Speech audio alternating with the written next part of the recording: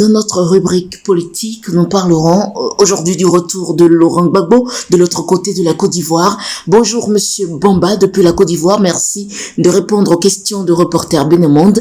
Présentez-vous s'il vous plaît aux internautes et à nos abonnés. Bonjour Madame Onio. Je suis Bamba Vassindou, secrétaire général du club Union Africaine Côte d'Ivoire. Dans un premier temps, je tenais à remercier le reporter Benemonde pour cette interview.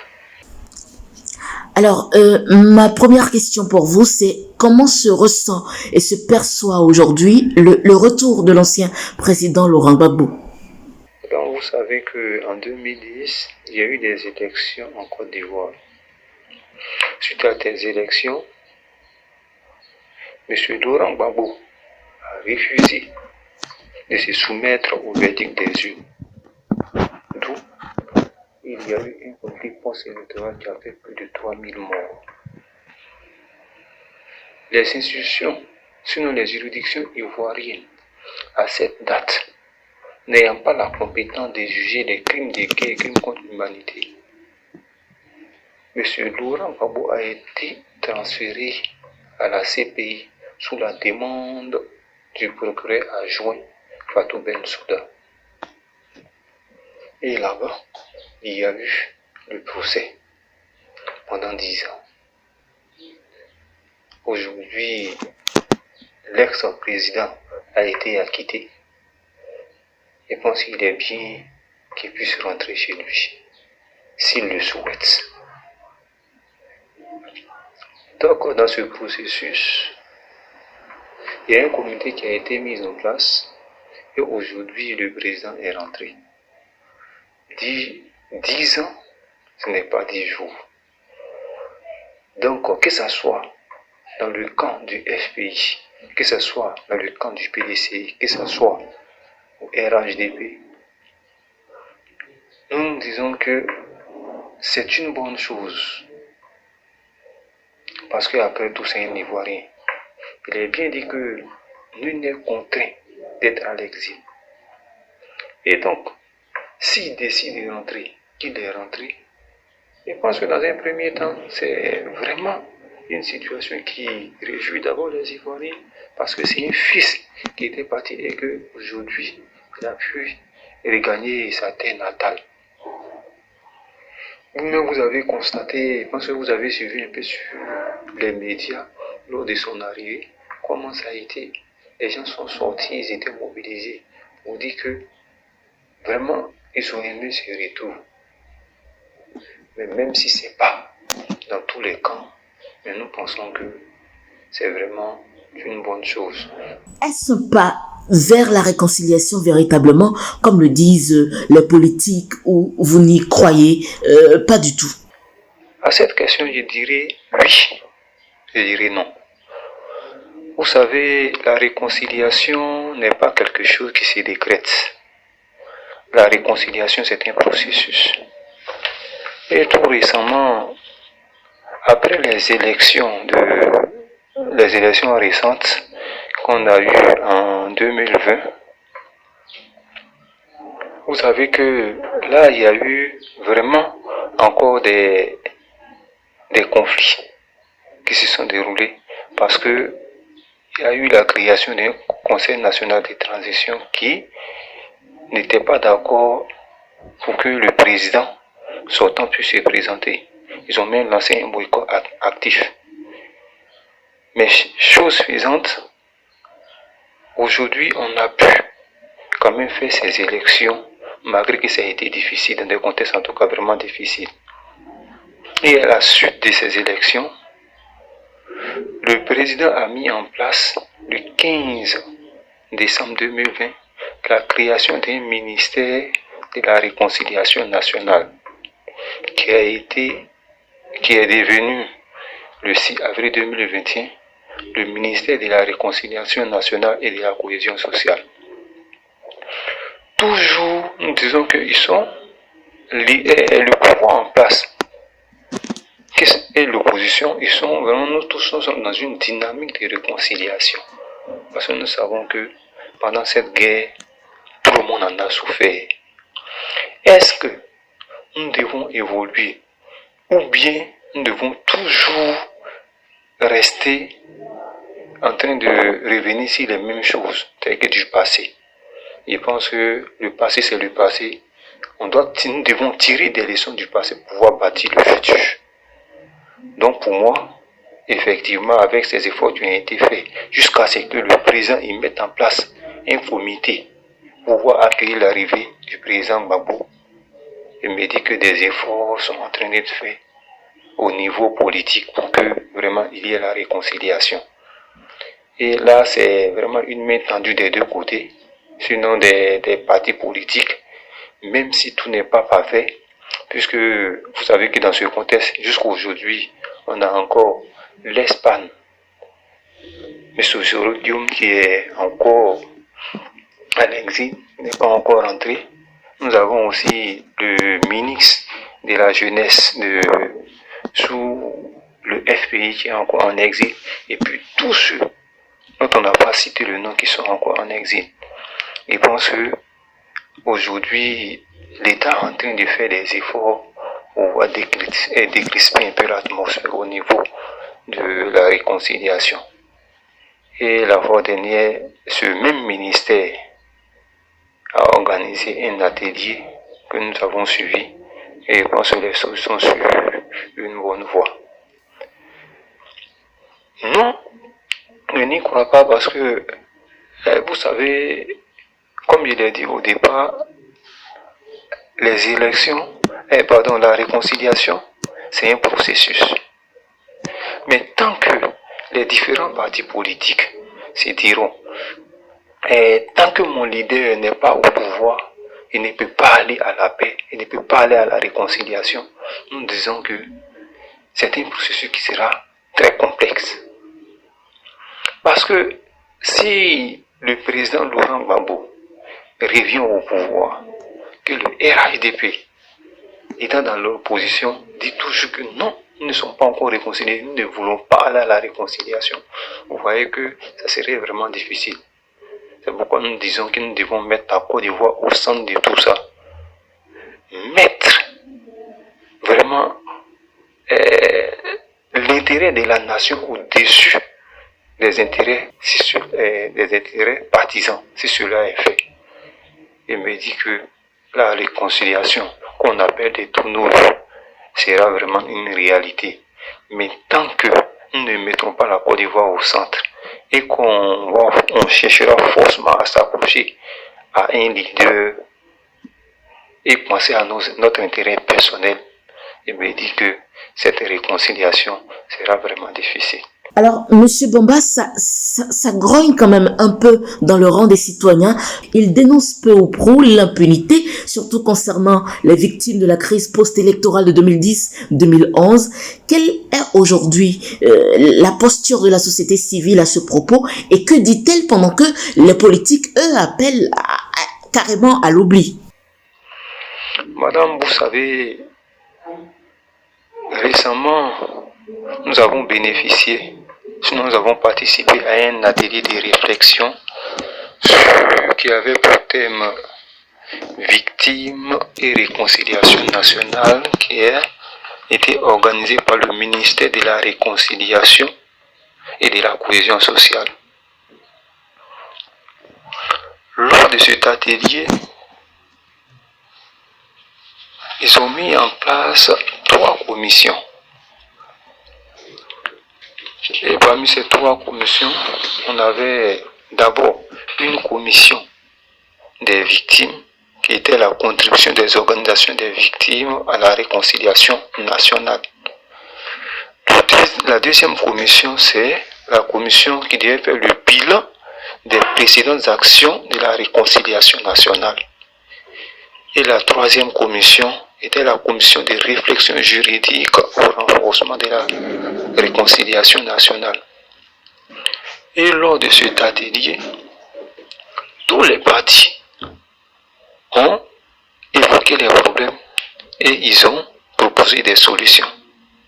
Nous n'allons pas mettre la charrue avant les bœufs. On attend les résultats de cet atelier de réflexion pour dire que les victimes, bien qu'ils vivent vraiment des difficultés, vous savez que en Côte d'Ivoire, si nous voulons voir qui sont ceux qui sont victimes, on dirait également que tout le monde est victime. C'est pourquoi lors de l'atelier, nous avons voulu qu'on éclaircisse la notion de victime de guerre. Tant que c'est pas fait, disons que d'une manière ou d'une autre, nous tous, nous sommes victimes. Est-ce que ces victimes sont prêtes pour qu'on aille à la réconciliation, pour mettre en avant l'intérêt du pays, même s'ils vivent des difficultés, pour ne pas que leur progéniture puissent vivre les mêmes difficultés qu'eux ont vécues. Nous pensons que vraiment, ils doivent penser à indemniser ces victimes, comme ils l'ont dit lors de l'atelier. La CPI doit pouvoir avoir un fonds qu'ils doivent mettre à la disposition. Mais tel que les gens le savent, les gens le pensent, bon, peut-être qu'ils trouveront les moyens idoines pour pouvoir répartir, en tout cas pouvoir indemniser ces victimes. Mais c'est un processus vraiment qui est un peu difficile, parce que dedans, il va falloir compter quand même sur l'honnêteté des uns et des autres. Parce qu'il y a des personnes qui ont reçu, qui ont été indemnisées, qui reviennent encore se présenter pour qu'on puisse les indemniser. Et quand on va dans ce schéma, vous voyez que c'est un peu difficile de faire même le bilan de ceux qui ont été indemnisés, qui sont ceux qui restent. Or, aujourd'hui, nos vœux le plus cher, c'est vraiment la réconciliation nationale, la paix, pour qu'on puisse bâtir un lendemain nouveau dans une paix durable. Donc, ces victimes qui crient pour qu'on essaie d'entendre leur appel et pensent qu'ils sont dans leur plein droit. C'est pourquoi nous avons dit que les lois d'amnistie qu'on prend pour libérer tel et tel, vraiment, les amnisties prématurées n'étaient pas vraiment conseillées. Parce que vous savez que nous sommes de ceux qui sont d'avis pour dire que vraiment force doit rester à la loi et que la lumière soit faite si toutes les violations qui ont été faites en Côte d'Ivoire, de telle sorte qu'on essaie de situer les responsabilités. Et si c'est fait, je pense que ça va amener les autres à ne pas pouvoir faire les mêmes erreurs. Ça, c'est notre point de vue. Alors, pour finir, le retour de l'ex-président Laurent Gbagbo envoie-t-il de nouvelles donnes sur la scène politique et à quoi devra-t-on s'attendre? Bien évidemment, vous savez que M. Laurent Gbagbo était vraiment un grand politicien, et c'est vraiment un politicien d'une certaine trempe. La preuve en est que lors de son arrivée, vous avez vu comment les gens se sont manifestés. Ça montre une fois de plus qu'il a vraiment marqué son terrain. Et il est encore il est parmi les 3 grands de la Côte d'Ivoire au niveau de la scène politique. Effectivement, son arrivée va pouvoir changer les donnes de la scène politique. Vous savez que M. Laurent Gbagbo, après son départ, le FPI lui-même a été balkanisé. On a le FPI Gbagbo Ouri et le FPI Afri-Ongessa. À cela également s'ajoute l'autre nouvelle qui est l'ex-première dame, que le président a demandé le divorce. Vous savez que malgré sa force, mais cette division même au sein du parti est l'une des difficultés auxquelles le président doit pouvoir faire face. Donc nous disons que, comme c'est lui qui est le leader principal, tout se bâtit autour de lui. Il pourra trouver des stratégies nécessaires pour pouvoir réconcilier d'abord son parti. Et en ce moment, tous ces partisans qui sont autour de lui vont essayer de fédérer leurs forces pouvoir faire changer les choses. Nous croyons que Laurent Gbagbo, avec vraiment son dynamisme, pourra faire changer les choses. Mais il y a une certaine inquiétude. Vous savez que 1990 jusqu'à 2000 n'est pas le même Laurent Gbagbo de 2010 jusqu'à 2020. Toutes les nations où il y a eu de grands changements, généralement, sont partis à bout sûr. C'est-à-dire que c'est au moment de leur jeunesse qu'ils ont pu faire des choses, qu'ils ont pu changer les choses. Quand nous prenons par exemple au Ghana avec Kwame Nkrumah, qui étaient des grands leaders, Nelson Mandela en Afrique du Sud, vous voyez, c'est au moment où ils étaient jeunes.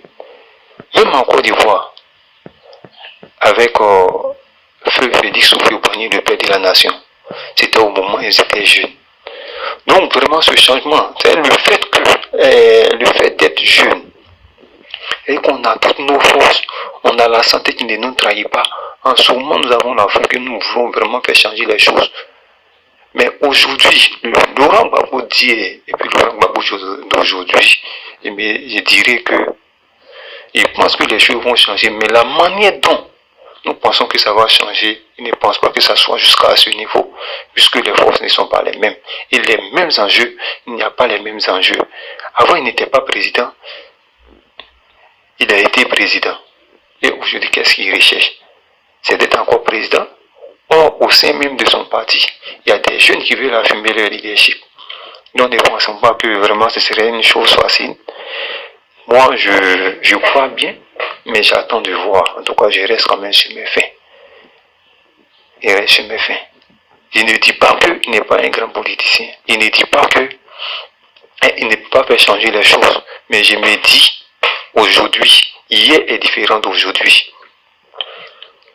Et donc, Laurent Gbagbo dit, avec tous ces problèmes, qui sont vraiment au sein du parti, comment il va pouvoir amener tout cela à un consensus pour aller encore sur de nouvelles bases, pour avoir vraiment une force, pour pouvoir faire chambouler les choses. C'est vraiment ça qui me laisse un peu sur mes fins, parce que le chantier qui est devant lui vraiment est long. Même si le PDCI est prêt à faire une coalition avec lui, l'UDPCI, mais je me dis que tant que eux-mêmes ne pourront pas trouver quand même en leur sein un leader de consensus pour pouvoir vraiment remuer le parti au pouvoir, ça va être vraiment difficile.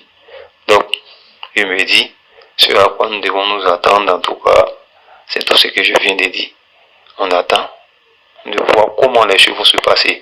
En tout cas, dans son message, il a dit qu'il devait vraiment, il pleure sa maman, il pleure, et puis également, il a perdu des compagnons, des grands compagnons qu'il a perdus.